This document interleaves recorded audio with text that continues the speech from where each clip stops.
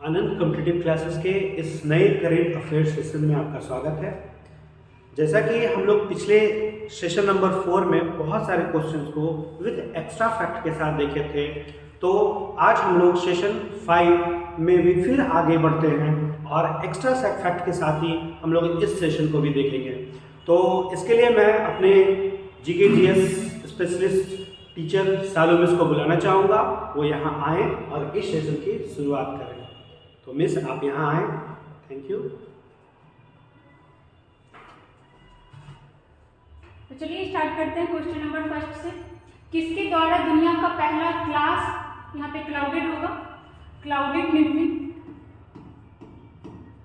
निर्मित जेनस 1 सफलतापूर्वक लॉन्च किया गया। ठीक है, मतलब एक उपग्रह लॉन्च किया गया है जो क्लाउडेड निर्मित है, किसके द्वारा लॉन्च किया गया। देखिए हम लोग इसका आंसर क्या होगा, इसरो, नासा, जाक्सा या फिर NSIL। इसका आंसर हो जाएगा आपका इसरो। किसके द्वारा लॉन्च किया गया है, इसरो। इसरो अपना उपग्रह कहाँ से लॉन्च करता है, तो ये करता है सतीश धवन अंतरिक्ष केंद्र, जो कहाँ पड़ता है, अंतरिक्ष केंद्र जो आपका पड़ता है हरिकोटा। और हरिकोटा कहाँ है, आंध्र प्रदेश में, हरिकोटा आंध्र प्रदेश। ठीक है, किस रॉकेट से लॉन्च किया है, तो आपका रॉकेट था, ये सारा हम लोग को याद रखना है, SSLV D2। अब ये रॉकेट है, रॉकेट इसका फुल फॉर्म क्या हो जाएगा, तो इसका हो जाएगा स्मॉल सैटेलाइट लॉन्च व्हीकल। ठीक है, तो सबसे पहले तो किया कौन है लॉन्च, इसरो किया है। कहाँ से किया है, तो सतीश धवन अंतरिक्ष केंद्र हरिकोटा से किया। किस रॉकेट से किया है, SSLV D2 से किया है।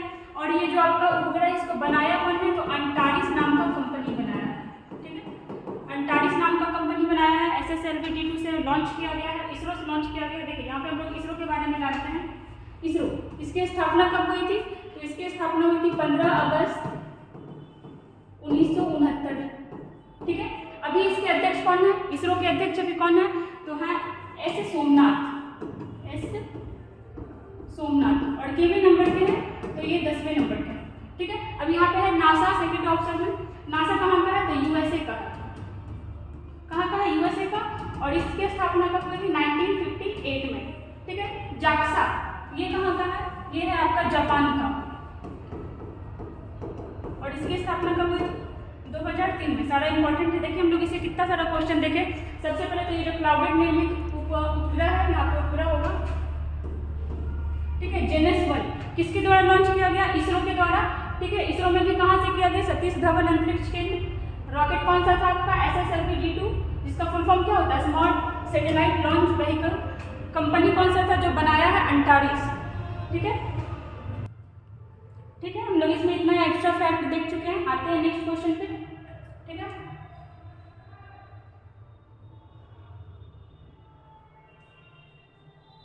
देखिए क्वेश्चन नंबर 2 क्या है, वैश्विक सामाजिक न्याय दिवस कब मनाया जाता है।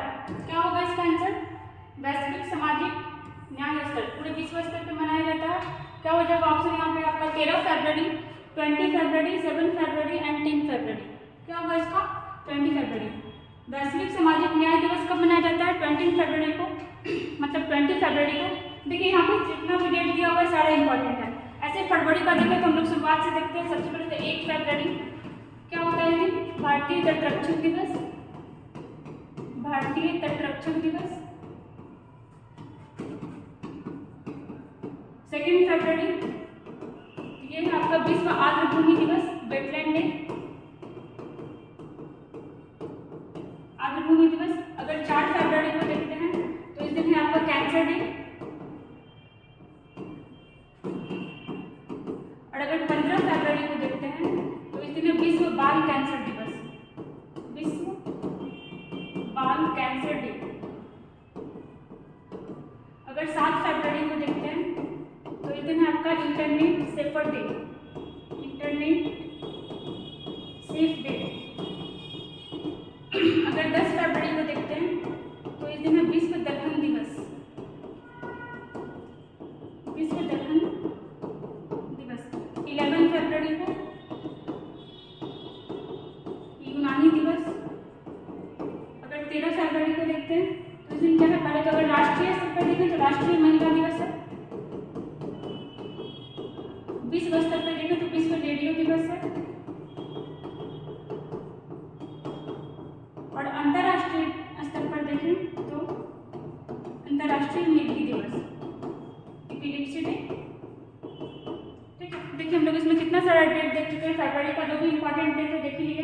1 फरवरी तटरक्षक दिवस, 2 फरवरी आर्द्रभूमि दिवस, 4 फरवरी कैंसर डे, 15 फरवरी को कैंसर डे ही है लेकिन विश्व बाल कैंसर डे है, 7 फरवरी को इंटरनेट सेफर डे, 10 फरवरी को विश्व दलहन दिवस और 11 फरवरी को यूनानी दिवस मनाया जाता है, 13 फरवरी को राष्ट्रीय महिला दिवस, विश्व रेडियो दिवस और अंतर्राष्ट्रीय मिल्की दिवस। और अगर आपसे पूछे अंतर्राष्ट्रीय महिला दिवस कब मनाया जाता है तो वो होता है आपका 8 मार्च को। ठीक है, इतना फैक्ट देखें। आइए चलते हैं नेक्स्ट क्वेश्चन में।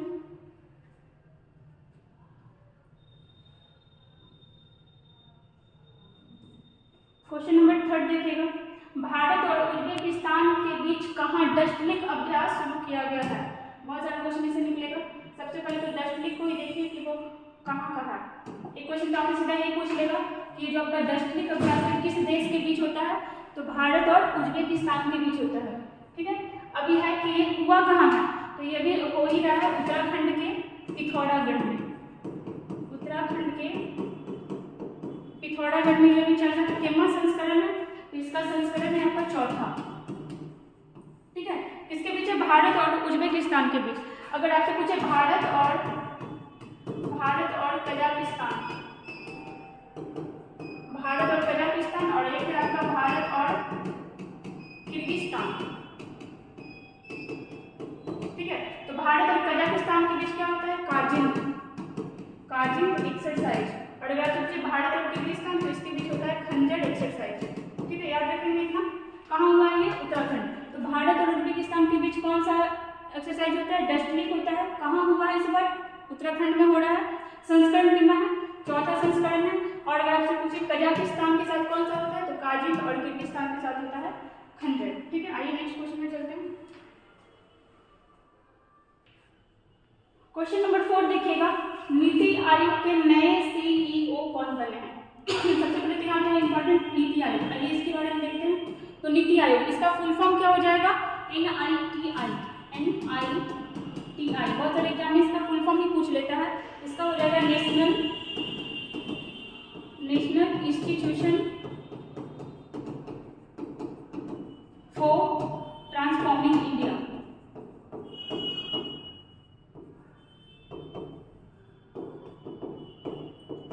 ठीक है, पहले इसका फुल फॉर्म हो गया आपका national institution for transforming India. ठीक है, अभी इसकी स्थापना कब हुई थी, तो इसकी स्थापना हुई थी आपका 1 जनवरी 2015 में। ठीक है, किसके स्थान पे हुआ था, तो योजना आयोग के स्थान पर हुआ था। योजना आयोग के स्थान पे नीति आयोग को लाया गया। अब देखिए इसमें आपका क्वेश्चन क्या पूछ रहा है कि नीति आयोग के नए सीईओ कौन है। यहाँ पे हम लोग एक चीज और लगा सकते हैं कि 4th नंबर की सीईओ कौन है। ठीक है, यहाँ पे हो जाएगा आपका answer option number D, BVR Subramanyam जो है नीति आयोग के 4थे और नए मतलब सीईओ बने हैं। इसके पहले 3 और रह चुके हैं और वो कौन है, तो पहले नंबर के हो जाएंगे आपके सिंधु श्री खुल्लर, दूसरे नंबर के अमिताभ कांत और तीसरे नंबर के परमेश्वरन अय्यर जो अभी तक थे। और ये कहाँ चले गए, तो ये अभी विश्व बैंक के कार्यकारी निर्देशक बन गए, कार्यकारी निदेशक। ठीक है, अब आपसे पूछेगा कि इसका अध्यक्ष कौन होता है, तो नीति आयोग का जो अध्यक्ष होता है हमेशा प्रधानमंत्री ही होते हैं। तो अभी कौन है, नरेंद्र मोदी हमेशा पीएम ही रहता है। तो जो रहेगा प्राइम मिनिस्टर वही इसका अध्यक्ष भी हो जाएगा। इसके उपाध्यक्ष कौन है, वो भी अभी हाल फिलहाल बने, करंट का ही क्वेश्चन है। उपाध्यक्ष सुमन बेदी। ठीक है, देखिए हम लोग इसे क्या क्या क्वेश्चन देखें। सबसे पहले तो नीति आयोग किसके स्थान पे आया, तो योजना आयोग के स्थान पे आया। कब आया, 1 जनवरी 2015।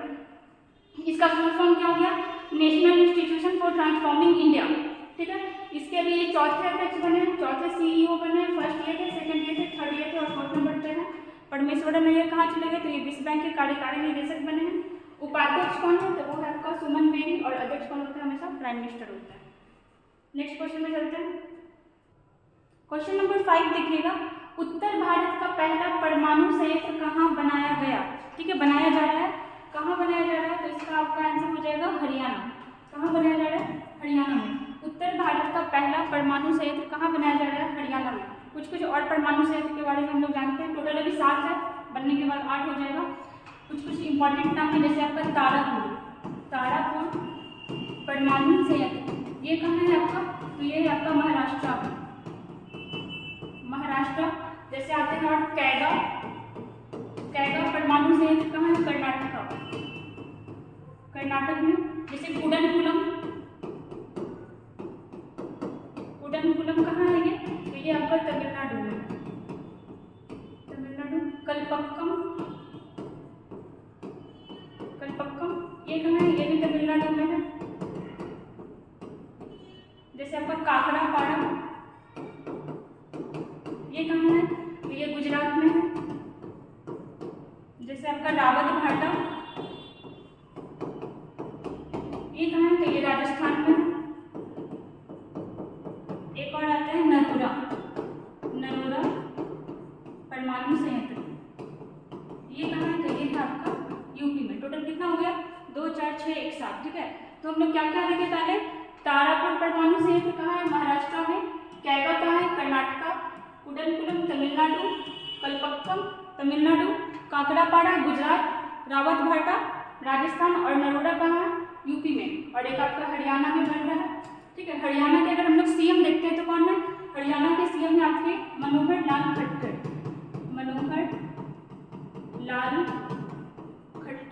और यहाँ के अगर गवर्नर पूछे तो गवर्नर है बंडारू दत्तात्रेय।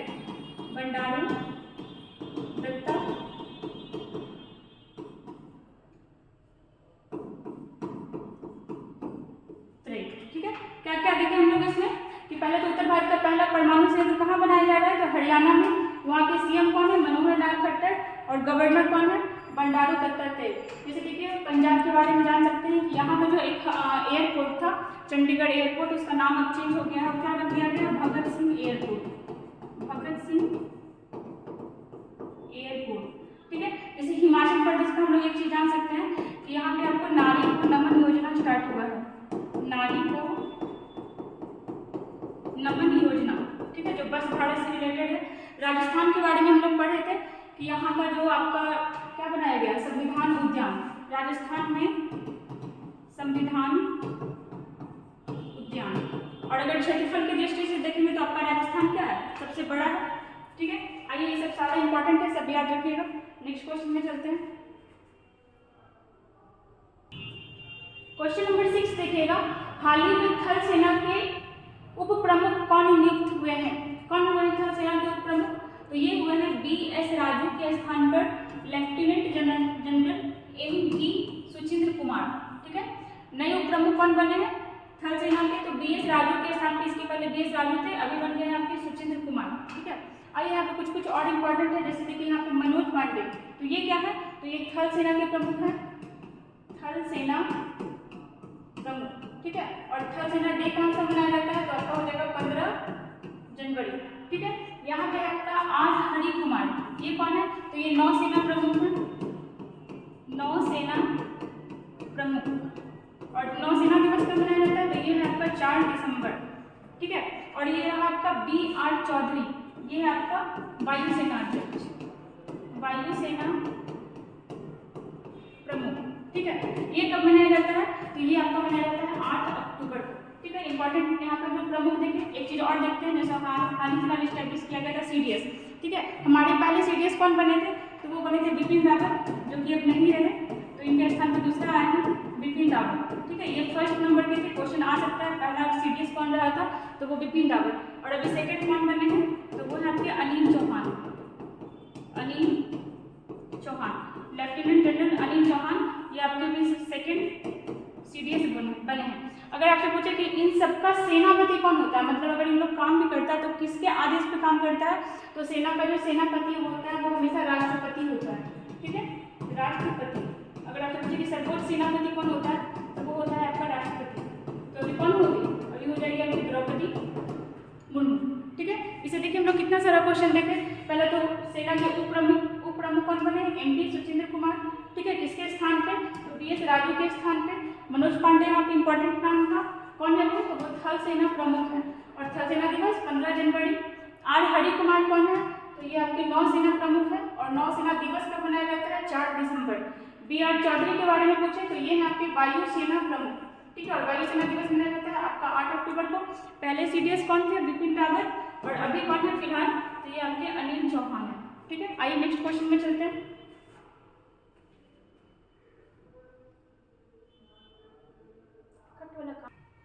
क्वेश्चन नंबर 7 देखिएगा, हाल ही में किस राज्य में झींगा मेला शुरू हुआ है? कौन सा मेला है आपका? झींगा मेला। सबसे पहले तो झींगा उत्पादन के लिए जो क्रांति चलाया गया था वो कौन सा था? तो वो था आपका गुलाबी क्रांति, ठीक है। गुलाबी क्रांति, अगर आपसे पूछता है कि गुलाबी क्रांति किससे रिलेटेड है, तो झींगा उत्पादन से। जैसे हम लोग जानते हैं कि ब्लू क्रांति, नीली क्रांति किससे रिलेटेड है? मत्स्य उत्पादन से। आपकी श्वेत क्रांति दूध उत्पादन से, वैसे ही झींगा क्रांति, गुलाबी क्रांति किससे हो गया आपका? झींगा उत्पादन से। यहाँ पे आपका क्वेश्चन है, हाल ही में किस राज्य में झींगा मेला शुरू हुआ है? कहाँ हुआ है? तो वो हुआ है आपका पंजाब में, ठीक है। याद रखेंगे इसको, पंजाब में झींगा मेला शुरू हुआ है। पंजाब के बारे में देखते हैं थोड़ा। जैसे कि अभी यही के एक गायक थे सिद्धू मूसेवाला, उनका क्या हो गया? उनका मर्डर कर दिया गया था। कहाँ के थे ये? सिद्धू मूसेवाला, ठीक है। इनका यहाँ पे मर्डर कर दिया गया। और जानते हैं इसके बारे में, जैसे पंजाब सरकार लोक मिलनी योजना शुरू किया है, जो आम लोगों से मिला जाएगा, ठीक है। लोक मिलनी योजना। यहाँ के आपके CM कौन है? तो वो है भगवंत मान, ठीक है। जैसे यही का एक आपका school of eminence, school of eminence start हुआ है, शिक्षा से रिलेटेड है। कहाँ स्टार्ट हुआ है आपका? पंजाब में ही स्टार्ट हुआ है। लोक मिलनी योजना यहाँ का है।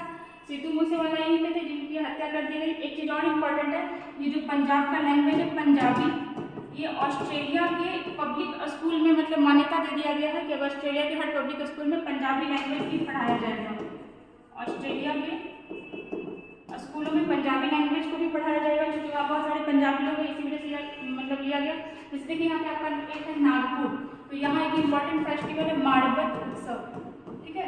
माड़बत उत्सव याद रखेंगे, ये कहाँ मनाया जाता है? नागपुर में मनाया जाता है। और देखेंगे जैसे तमिलनाडु, यहाँ की CM कौन है?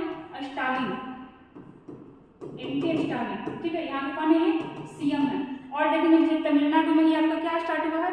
नाश्ता कार्यक्रम स्टार्ट हुआ है, नाश्ता कार्यक्रम बच्चों के लिए,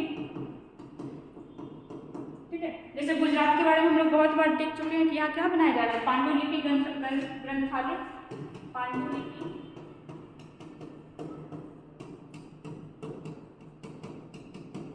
ग्रंथालय, ठीक है। याद रखेंगे सर। क्या क्या देखें हम लोग, हाल ही में किस राज्य में झींगा मेला शुरू हुआ है? तो झींगा उत्पादन के लिए हम लोग गुलाबी क्रांति के नाम से जानते हैं इसको।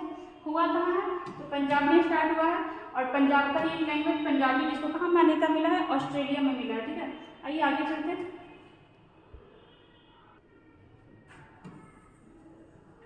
देखिएगा क्वेश्चन नंबर 8, 12वां विश्व हिंदी सम्मेलन का आयोजन कहाँ किया गया? मैंने बोला है 12वां। पहले तो हम लोग पहला देख लेते हैं कि पहला कब और कहाँ किया गया था। तो पहला आपका किया गया था 1975 में, और कहाँ किया गया था? नागपुर में, ठीक है। अभी कौन सा संस्करण चला है? तो 12वां चला है। और कहाँ हुआ है? तो ये हुआ है आपका फिजी में, ठीक है।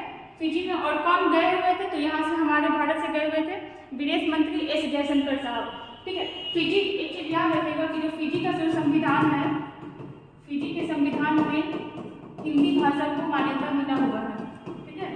हिंदी भाषा को मान्यता मिला हुआ है, ठीक है। अब हिंदी का बात कर रहे हैं तो अच्छे जानते हैं कि विश्व हिंदी दिवस कब मनाया जाता है? विश्व हिंदी दिवस ये कब मनाया जाता है? तो ये होता है आपका 10 जनवरी को, ठीक है। और अगर राष्ट्रीय स्तर पर देखें तो राष्ट्रीय हिंदी दिवस तो ये हो जाएगा आपका 14 सितंबर। अगर आपसे पूछे कि मतलब पूरे विश्व में सबसे ज़्यादा भाषा कौन सा बोला जाता है, तो सबसे ज़्यादा आपका बोला जाता है पहले इंग्लिश, दूसरा आपका चाइना का लैंग्वेज है जिसको हम लोग मंडारिन के नाम से जानते हैं, मंडारिन। और थर्ड नंबर पे आता है आपका हिंदी, ठीक है। याद रखिए कि जो हिंदी है आपका थर्ड नंबर पे बोला जाता है। और अगर चौथे नंबर पे आते हैं तो आपका हो जाएगा स्पेनिश, पाँचवें नंबर पे आते हैं तो आपका हो जाएगा फ्रेंच, ठीक है। चलिए और देखिए इसमें दक्षिण कोरिया के बारे में हम लोग अभी कुछ देखे देखा। जैसे दक्षिण कोरिया और साथ में क्या था? सिंगापुर। जो वो निकलता है जो इंडेक्स, जिसमें क्या बोलते हैं उस इंडेक्स को, हेनले फास्ट फूड इंडेक्स, ठीक है, उसमें दक्षिण कोरिया और सिंगापुर संयुक्त रूप से सेकंड नंबर पे आया था, सिंगापुर, ठीक है, ये सेकंड नंबर पे आया था, ठीक है। भारत का स्थान क्या था, तो भारत का स्थान था 85वां, और फर्स्ट स्थान पे कौन था, तो फर्स्ट स्थान पे था आपका जापान, ठीक है। ब्रिटेन के बारे में देखते हैं, यहाँ भी जो पीएम है वो कौन है, वो भारतीय मूल के हैं, भारतीय मूल के कौन है, ऋषि सुनक, ऋषि सुनक, और कितने नंबर के ऋषि सुनक, तो 57 नंबर के। क्या क्या देखिए हम लोग यहाँ पे कि 12वां विश्व हिंदी सम्मेलन पहले हुआ कहाँ है, तो ये आपका फिजी में हुआ है, ठीक है। फिजी के संविधान में भी हिंदी भाषा को मान्यता मिला हुआ है। सबसे ज्यादा लैंग्वेज कौन सा बोला जाता है, तो वो आपका इंग्लिश, सेकंड नंबर पे मंडारिन जो चाइनीज लैंग्वेज है, और थर्ड नंबर पे हमारा हिंदी आता है, ठीक है। और हम लोग क्या देखें यहाँ पे 1975 में कहाँ मनाया गया था, नागपुर में, जो फर्स्ट नंबर का था। अभी कितना संस्करण हुआ है, तो अभी 12वां संस्करण हुआ है। और विश्व हिंदी दिवस पर मनाते हैं 10 जनवरी, और राष्ट्रीय हिंदी दिवस 14 सितंबर, ठीक है। आइए नेक्स्ट क्वेश्चन चलते हैं।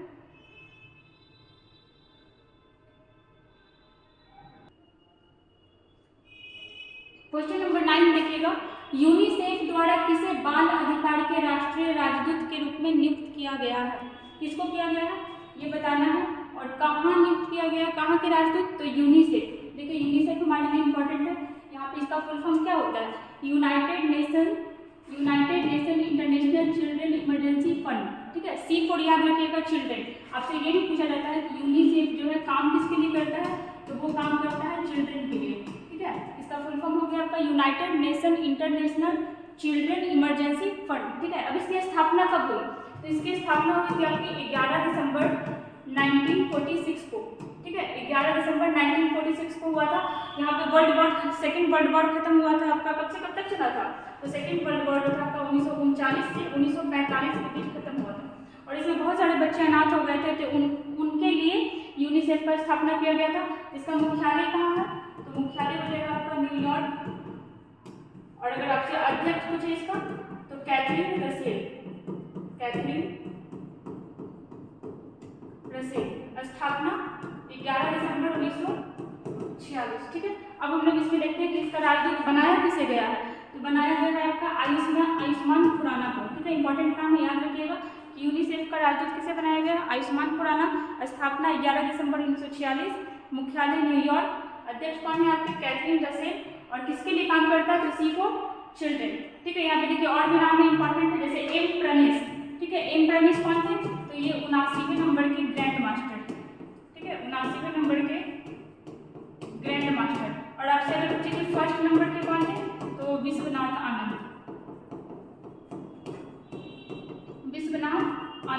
और कब बने थे, तो 1988 में, ठीक है। और देखिए यहाँ पे अमिताभ बच्चन, ये भी इंपॉर्टेंट नाम है, क्या इनको दादा साहब फाल्के अवार्ड मिला है, जैसे कि अगर 52 नंबर का देखें तो वो आशा पारेख को मिला है, 51 नंबर का किसको मिला था, रजनीकांत को मिला था, और 50वें नंबर का जो दादा साहब फाल्के अवार्ड था, दादा साहब फाल्के अवार्ड, वो अमिताभ बच्चन को मिला था, दादा साहब फाल्के अवार्ड, ठीक है। जैसे यहाँ पे नीरज चोपड़ा, एक आपका बुक आया था गोल्डन बॉय नीरज चोपड़ा, ठीक है, वो कौन लिखा था, तो वो लिखे थे नवदीप सिंह गिल,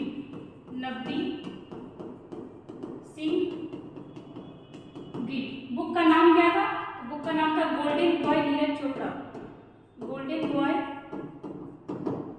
चोपड़ा, ठीक है। देखिए हम लोग इसमें बहुत कुछ देख लिए। सबसे पहले तो यूनिसेफ काम किसके लिए करता है, जैसे ही इसका फुल फॉर्म याद करेंगे हमको पता चल जाएगा, United nation international children emergency fund, ठीक है। और इसको भी याद रखेंगे कि सेकेंड वर्ल्ड वॉर के बाद स्टार्ट हुआ था, कब हुआ था, 11 दिसंबर 1946 को। मुख्यालय कहाँ है इसका, न्यूयॉर्क में, और अध्यक्ष कौन है, कैथरीन रसेल, ठीक है। और देखिए हम लोग यहाँ पे इसका राजदूत किसको बनाया गया है, आयुष्मान खुराना, वो बच्चों के लिए बहुत कुछ किया इसलिए उनको राजदूत बनाया गया है। अमिताभ बच्चन को 50वां दादा साहब फाल्के अवार्ड मिला। और क्या देखिए प्रणेश एम या फिर एम प्रणेश कौन है, 79वें नंबर के ग्रैंड मास्टर। अगर 78वें पूछे तो 78वें वो है आपके कौस्तुभ चटर्जी, ठीक है। नवदीप सिंह गिल कौन सा बुक लिखे हैं, गोल्डन बॉय नीरज चोपड़ा, ठीक है। भाला फेंके थे नीरज चोपड़ा और गोल्ड मेडल जीते थे टोक्यो ओलंपिक में। आइए नेक्स्ट क्वेश्चन में चलते हैं।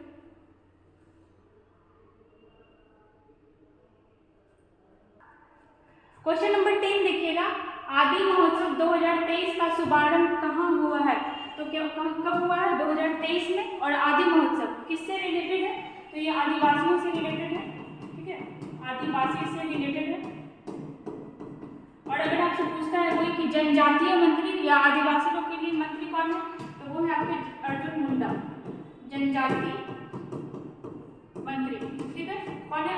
अर्जुन मुंडा, अर्जुन मुंडा। ये आपके झारखंड के सीएम भी रहे थे। यहाँ पे आपका क्वेश्चन है कि आदि महोत्सव 2023 का शुभारंभ कहाँ हुआ है? तो ये हुआ है आपका नई दिल्ली में। नई दिल्ली का एक स्टेडियम है, ध्यानचंद स्टेडियम, वही हुआ था। यहाँ पे कुछ कुछ और भी नाम है जिसके बारे में हम लोग जानते हैं। तेलंगाना, जैसे देखिए यहाँ का भी एक फेस्टिवल बहुत इंपॉर्टेंट है, बथुकम्मा, बथुकम्मा फेस्टिवल, ठीक है। जैसे गोनालू महोत्सव कहाँ का है? तो वो आपका तेलंगाना का ही है, गोनालू महोत्सव, ठीक है। और देखिए यहाँ पे उड़ीसा, ये भी इंपॉर्टेंट है, इसका कुछ कुछ फेस्टिवल देख लीजिए। जैसे देखिए रजपर्व, धनु यात्रा, नुआखाई, ये सारा महोत्सव है, नुआखाई महोत्सव। और एक आपका बोईता बंदना, बोईता बंदना, ये सब महोत्सव कहाँ का है? तो ये आपका उड़ीसा का है। जैसे छत्तीसगढ़ देखते हैं तो यहाँ में भी हाल ही फिलहाल एक फेस्टिवल मनाया गया है, चेरचेरा महोत्सव, चेरचेरा महोत्सव, ठीक है। ये कहाँ का है? तो ये आपका छत्तीसगढ़ का है। छत्तीसगढ़ किससे टूट के अलग हुआ? तो मध्य प्रदेश से अलग टूट के हुआ। जैसे देखिए अगर उड़ीसा के बारे में एक्स्ट्रा फैक्ट और देखते हैं तो हमारे पास शास्त्रीय भाषा कितने हैं? अगर आपसे पूछे कि भारत में कितनी शास्त्रीय भाषा है, तो वो है आपका 6, ठीक है, शास्त्रीय भाषा 6 है। उसमें से अगर सबसे पुराना पूछे, मतलब सबसे पहला अगर सबसे पुराना पूछे तो वो है आपका तमिल, ठीक है। कब बनाया गया था? इसको 2004 में बनाया गया था। और अगर सबसे नवीनतम पूछेगा तो वो क्या होगा? अगर आपसे पूछता है सबसे नवीनतम तो वो हो जाएगा आपका उड़िया, जो कहाँ का है? उड़ीसा का, ठीक है। इसको कब बनाया गया? 2014 में। और देखिएगा उड़ीसा में ही आपका अभी हॉकी वर्ल्ड कप जो हुआ था वो कहाँ हुआ था? उड़ीसा के कलिंगा स्टेडियम में, ठीक है। बहुत कुछ हम लोग इसमें देखिए। आदि महोत्सव 2023 का आयोजन कहाँ हुआ? तो वो आपका नई दिल्ली में हुआ, ठीक है। और क्या देखिए हम लोग तेलंगाना में कौन सा फेस्टिवल मनाया जाता है? बथुकम्मा गोनालू। उड़ीसा में हम लोग देखिए धनु यात्रा, रजपर्व, नुआखाई और बोईता बंदना, ठीक है। और देखिए हम लोग छत्तीसगढ़, यहाँ कौन सा फेस्टिवल मनाया जाता है? तो चेरचेरा महोत्सव। यह आदिवासियों से रिलेटेड फेस्टिवल है आदि महोत्सव। और जनजातीय मंत्री पूछे तो कौन है? अर्जुन मुंडा। शास्त्रीय भाषा कितने हैं हमारे पास? 6। और शास्त्रीय नृत्य कितने हैं? 8, ठीक है। आइए नेक्स्ट क्वेश्चन में चलते हैं।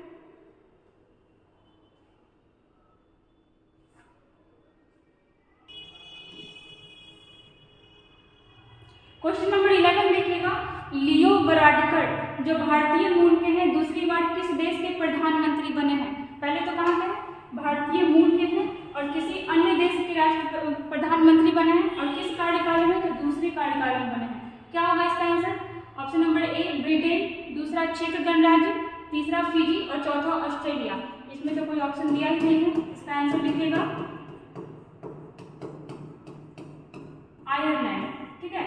आयरलैंड के दूसरी बार पीएम कौन बने हैं? लियो वराडकर। और यहाँ ये है कौन? तो ये भारतीय मूल के हैं, ठीक है। जैसे अभी अगर हम लोग देखते हैं तो ब्रिटेन, यहाँ कौन है अभी प्रधानमंत्री? तो यहाँ है आपके ऋषि सुनक, ठीक है, जो भारतीय मूल के हैं। ऋषि सुनक कहाँ गए? ये भी भारतीय मूल के हैं। कुछ कुछ हम लोग देख लेते हैं जो भारतीय मूल के हैं और किसी दूसरे देश में राष्ट्राध्यक्ष है। जैसे हम लोग देखते हैं यूएसए, ठीक है। यूएसए की जो अभी उपराष्ट्रपति है कौन है? यूएसए की उपराष्ट्रपति एक महिला है जिनका नाम है कमला हैरिस, कमला हैरिस। ये कौन है? तो ये भी भारतीय मूल की है। जैसे अभी आपका प्रवासी दिवस में आए हुए थे गुयाना के राष्ट्रपति, गुयाना के राष्ट्रपति आए हुए थे, कौन थे? तो वो थे आपके इरफान अली।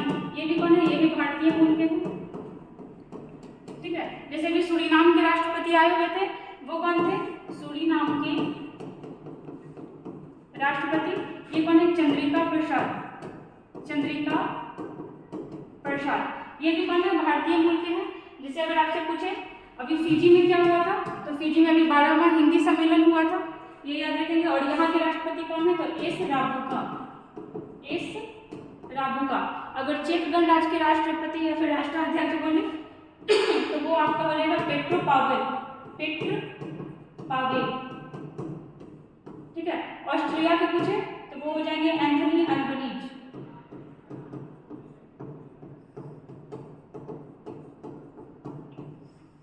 देखिए हम लोग यहाँ पे क्या देखे कि पहले तो लियो वाराडकर है, वो कहाँ के हैं, वो भारतीय मूल के हैं, मतलब भारतीय नहीं है, किसी और देश में रहते हैं, भारतीय मूल के थे। वो कहाँ के प्रधानमंत्री बने हैं, जो कि दूसरा कार्यकाल था, तो आपके बने हैं आयरलैंड के, ठीक है। और कुछ कुछ हम लोग देखें जो भारतीय मूल के ही है, किसी अदर देश में राष्ट्रीय अध्यक्ष है, जैसे आपके ऋषि सुनक, ठीक है, कहाँ के पीएम है, ब्रिटेन के हैं, और कितने नंबर के हैं, तो ये आपके 57 नंबर के। जैसे यूएसए के राष्ट्रपति कौन है, कमला हैरिस, ये कहाँ की है, तो ये भी भारतीय मूल की रही है। गुयाना के राष्ट्रपति कौन है, इरफान अली, जो अभी आए हुए थे प्रवासी भारतीय दिवस पे चीफ गेस्ट बन करके, ये भी कौन है, ये भी भारतीय मूल के हैं। अगर आपसे पूछे सूरीनाम के राष्ट्रपति, ये कौन है, तो ये चंद्रिका प्रसाद है, ये भी कहाँ के हैं, ये भी भारतीय मूल के ही है। और भी कुछ कुछ हम लोग देखे, चेक गणराज्य, यहाँ के राष्ट्राध्यक्ष कौन है, पेट्रो पावेल, और फिजी के हम लोग देखे एस राबुका, ठीक है। आइए नेक्स्ट क्वेश्चन में चलते हैं।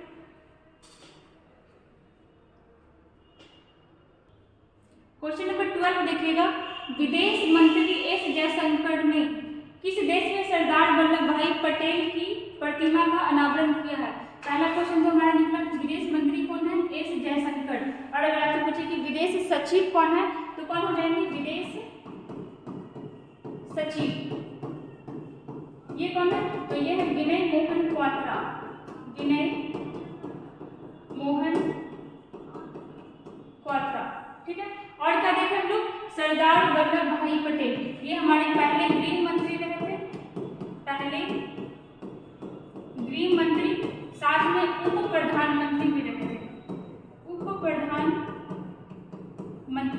क्या सरदार वल्लभ भाई पटेल का भारत में भी कोई मूर्ति है, तो हाँ है, और बहुत इंपॉर्टेंट है, उसका नाम क्या है, statue of unity, statue of unity, जो कहाँ है आपका, तो गुजरात में है, गुजरात के केवड़िया जिले में, केवड़िया जिले में। और एक द्वीप पे बनाया गया है, उस द्वीप का नाम क्या है, साधु बेट द्वीप, साधु बेट द्वीप। और ये द्वीप किस नदी पर है, तो नर्मदा नदी पर है, ठीक है, कुछ भी पूछ सकते हैं एग्जाम में, नर्मदा नदी। और इस स्टैचू का डिजाइन किसने तैयार किया है, तो वो किए राम बी सुतार, राम बी सुतार, ठीक है। इनको पद्म अवार्ड भी मिला हुआ है, पद्म अवार्ड में बोले तो पद्म श्री भी इनको मिला हुआ है, पद्म श्री, ठीक है। राम बी सुतार इसके डिजाइन करता है, किसके, स्टैचू ऑफ यूनिटी के। स्टैचू ऑफ यूनिटी किसका मूर्ति है, तो ये आपका सरदार वल्लभ भाई पटेल का है, और है कहाँ, भारत में। अब हमारा क्वेश्चन ये था कि विदेश मंत्री एस जयशंकर ने किस देश में सरदार वल्लभ भाई पटेल की प्रतिमा का अनावरण किया है, तो कहाँ किया है, वही जहाँ पे हमारा हिंदी सम्मेलन हुआ था 12वें नंबर का, कहाँ, फिजी में, ठीक है, यही किया गया है। यहाँ के राष्ट्रपति कौन है, एस राबुका, और यही अभी क्या हुआ था, तो 12वां हिंदी सम्मेलन।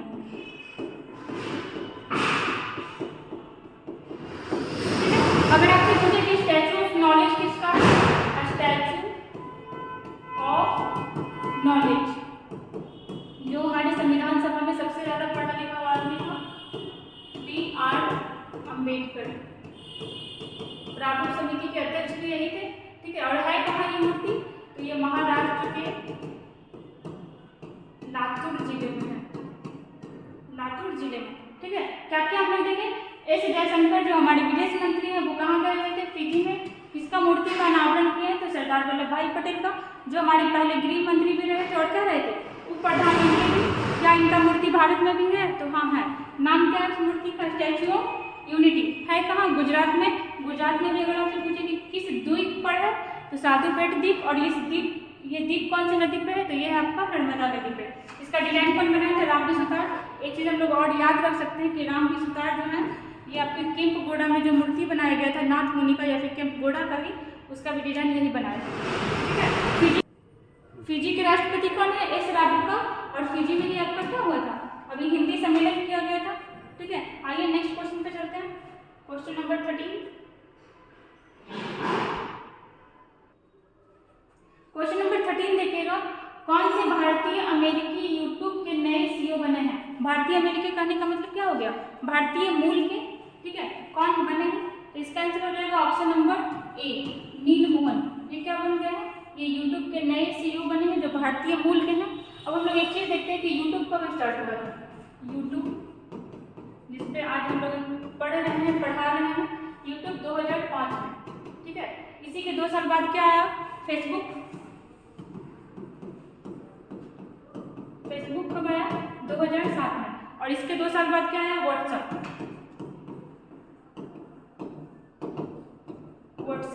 ये कब आया, 2009 में, जो पूरा सबको बर्बाद किए हुए है। आगे देखिएगा, सत्य नाडेला। ये देखिए यहाँ पे जो भी नाम है ये सारे भारतीय मूल के ही हैं और विदेश में जाकर के सीईओ बने हुए हैं। जैसे नीलमोहन, ये कहाँ के हैं, तो ये भारतीय मूल के हैं और किसके सीईओ हैं, यूट्यूब के। आगे देखिएगा, सत्य नाडेला, ये कहाँ के सीईओ हैं, तो ये है माइक्रोसॉफ्ट के। माइक्रोसॉफ्ट भारतीय मूल के हैं। जैसे सुंदर पिचोई, ये कहाँ के हैं, तो ये गूगल के सीईओ हैं जो भारतीय मूल के ही हैं। आगे देखिएगा, अरविंद कृष्णा, ये कहाँ के हैं, तो ये IBM कंपनी के सीईओ हैं जो भारतीय ही है, भारतीय मूल के हैं।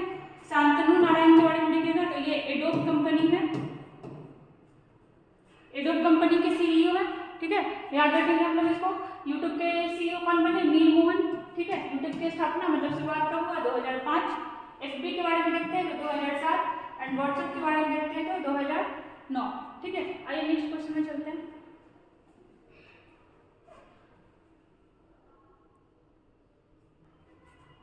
क्वेश्चन नंबर 14 देखिएगा, हाल ही में कैबिनेट ने कहां से सिंकलार टनल, ठीक है, सिंकलार टनल के निर्माण को मंजूरी दी है। कहां से दी है, मतलब ये टनल कहां बनेगा, तो ये आपका बनेगा लद्दाख, ठीक है। किसको किससे जोड़ेगा, तो लेह को लद्दाख से जोड़ेगा, ठीक है। लेह को लद्दाख से जोड़ेगा, ठीक है। सिंकलार टनल अभी मंजूरी मिली है, बनाया जाएगा। अगर लद्दाख के बारे में देखो तो यहाँ के LG कौन बने हैं, LG कौन बने, AD मिश्रा, ठीक है। हाल ही फिलहाल बने हैं। अभी 13 राज्य में चेंज किया गया था, मतलब 12 राज्य में और आपका एक यूपी में। और देखते हैं ये जो आपका टनल है इसको कौन बनाएगा, तो ये बनाएगा BRO, ठीक है। BRO बॉर्डर रोड ऑर्गेनाइजेशन, ठीक है। एक बार ये एग्जाम में हाल ही फिलहाल बिहार का कोई एग्जाम था, उसमें पूछा हुआ था कि BRO की स्थापना कब हुई थी, तो 1960 में, ठीक है। BRO की स्थापना कब हुई थी, 1960 में। और इम्पॉर्टेंट क्वेश्चन कि BRO जो है किसके अंदर में काम करता है, मतलब किसके अंतर्गत आता है, तो ये जो आपका रक्षा मंत्रालय के अंतर्गत आता है। ऐसे तो देख के लगता नहीं कि रक्षा मंत्रालय के, जैसे अगर नहीं पता हो तो लोग को यही लगेगा कि गृह मंत्रालय के अंतर्गत में आता होगा, लेकिन रक्षा मंत्रालय के अंदर में अगर आपसे पूछे कि रक्षा मंत्री कौन है तो क्या हो जाएगा, राजनाथ सिंह, राजनाथ सिंह, ठीक है। और जैसे देखते हैं लद्दाख में आपका एक योजना स्टार्ट हुआ है, मैं भी सुभाष योजना, ठीक है। मैं भी सुभाष योजना, ठीक है। और देखते हैं जैसे आपका लद्दाख और जम्मू कश्मीर में यूटी कब बनाया गया, तो 31 अक्टूबर 2019 को। जैसे गोवा के बारे में देखते हैं कि आपका यहाँ अनुच्छेद 44 जो क्या है आपका UCC यूनियन सिविल कोड, ठीक है, उससे रिलेटेड है, जो गोवा में लागू है, मतलब एकमात्र राज्य में। अरुणाचल प्रदेश के बारे में देखते हैं, इसके बारे में क्या, जैसे अरुणाचल प्रदेश का पुराना नाम क्या था, अरुणाचल प्रदेश को पहले नेफा के नाम से जाना जाता था, नेफा, ठीक है। चलिए क्या क्या देखें हम लोग इसमें कि सिंकलार टनल के निर्माण को मंजूरी कहाँ मिला है, तो कहाँ बनेगा, लद्दाख में बनेगा। कौन बनाएगा, BRO बॉर्डर रोड ऑर्गेनाइजेशन। इसकी स्थापना हुई थी 1960 में और किसके अंदर में आता है, तो रक्षा मंत्रालय के अंदर में आता है। आपका लद्दाख में क्या स्टार्ट हुआ था, तो मैं भी सुभाष योजना। और अगर अरुणाचल प्रदेश का पुराना नाम देखें तो क्या था, नेफा।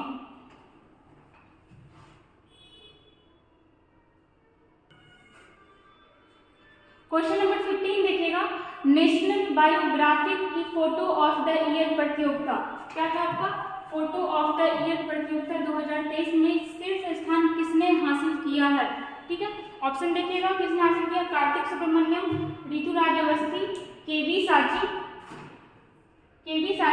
और अनिल कुमार लोहाटी, ठीक है। क्या होगा इसका आंसर, तो इसका आंसर हो जाएगा आपका कार्तिक सुब्रमण्यम, ठीक है।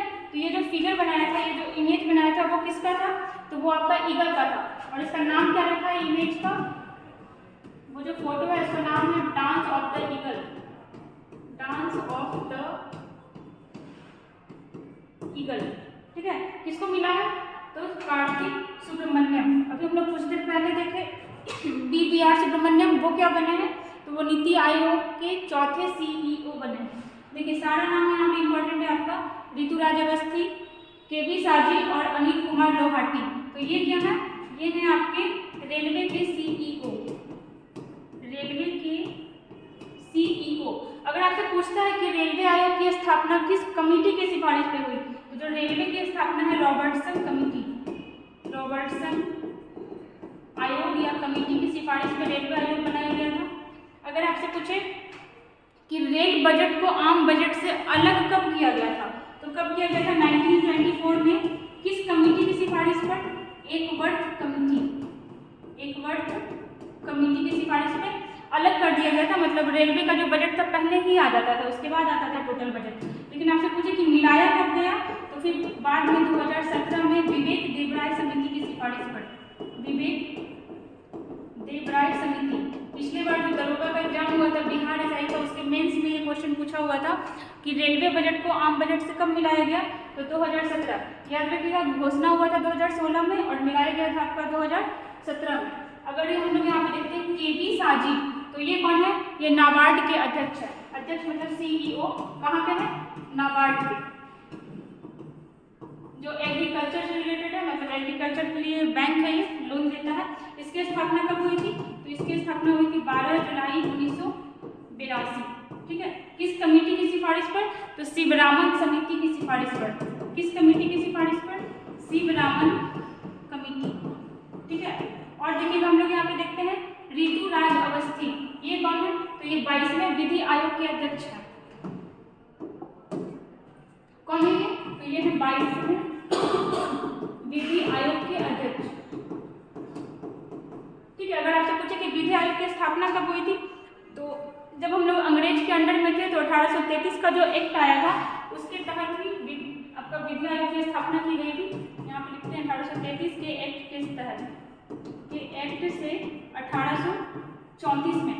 और बना कौन था पहला, तो पहला आपका बना था लॉर्ड मैकाले। ठीक है, लॉर्ड मैकाले पहला विधि आयोग का अध्यक्ष बना था। और जब हम आज़ाद हो गए तो 1955 में दोबारा इसका पुनर्गठन किया गया था। इतना फैक्ट हम लोग याद रखेंगे। देखते हैं हम लोग इसमें क्या क्या देखे, हम लोग क्या क्या देखे थे इसमें कि फोटो ऑफ द ईयर 2023 किसको मिला है, किसके द्वारा मिला है, तो नेशनल बायोग्राफिक के द्वारा फोटो ऑफ द ईयर 2023 मिला किसको, आपका कार्तिक सुब्रमण्यम को। ठीक है, फोटो का नाम क्या रखा गया था, तो डांस ऑफ द ईगल। यहाँ पे हम लोग बहुत सारा चीज देख लिए, जैसे ऋतुराज अवस्थी, ये कौन है, तो ये 22वें विधि आयोग के अध्यक्ष है। अगर आपसे पूछे विधि आयोग की स्थापना कब हुई, तो 1833 के एक्ट से 1834 में। ठीक है, और उसमें बना कौन था, तो लॉर्ड मैकाले बना था। और दोबारा इसका फिर से पुनर्गठन किया गया, कब किया गया, 1955 में। ओके, आगे देखते हैं जैसे KV साजी, तो ये कौन है, तो ये नाबार्ड के CEO हैं। नाबार्ड क्या है, एग्रीकल्चर से रिलेटेड है, ग्रामीण क्षेत्र में बैंक के लिए मतलब लोन देता है कृषि के लिए। इसकी स्थापना कब हुई थी, तो 12 जुलाई 1982। और कमेटी कौन सा था, तो शिवरामन कमेटी की सिफारिश पर। और हम लोग यहाँ पे देखिए अनिल कुमार लोहाटी। ठीक है, तो ये कहाँ के CEO है, तो ये रेलवे के CEO हैं। रेलवे की स्थापना रॉबर्टसन आयोग की सिफारिश हुई थी, मतलब रेलवे बोर्ड की स्थापना हुई थी रॉबर्टसन आयोग की सिफारिश पर। और अगर आपसे पूछता है कि रेल बजट को आम बजट से अलग कब कौन किया, तो एकवर्थ कमेटी की सिफारिश पर अलग किया गया। और वापस मर्ज कब किया गया, तो विवेक देबराय समिति की सिफारिश पर 2016 में घोषणा हुआ और 2017 में इसको मर्ज कर दिया गया। ठीक है, तो आज का हमारा 15 क्वेश्चन कंप्लीट हुआ। अगर आपको अच्छा लगता है तो इसको लाइक करिएगा, सब्सक्राइब करिएगा। ऐसा ही हम और एक्स्ट्रा फैक्ट के साथ क्वेश्चन लाते रहेंगे। ठीक है, थैंक यू।